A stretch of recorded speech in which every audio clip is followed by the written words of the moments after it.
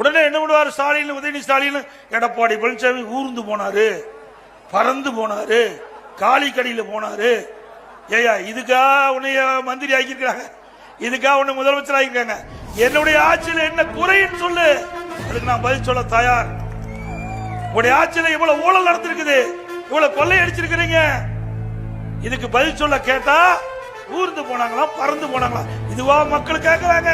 நான் இது மம்முட்டி பிடிச்ச கை, புரியுதா?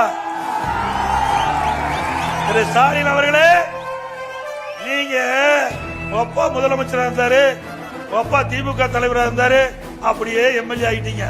இப்படி கூட்டத்தில் நின்று கோஷம் போட்டு கஷ்டப்பட்டு கட்சிக்கு உழைச்சி தலைமைக்கு விசுவாசமா இருந்து படிப்படியா வந்திருக்கிறேன். கிளை செயலாளர், ஒன்றிய பொறுப்பு, மாவட்ட பொறுப்பு, மாநில பொறுப்பு, எம்எல்ஏ, எம்பி, அப்புறம் தான் முதலமைச்சர். இவ்வளவு கஷ்டப்பட்டு உழைப்பதற்கு எவ்வளவு உழைப்பு உழைத்திருக்கணும். நீங்க அப்படியே வந்தீங்க இல்லையே.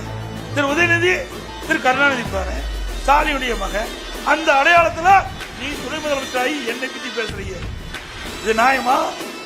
உழைப்பாளிக்கு தான் அந்த அருமை தெரியும்.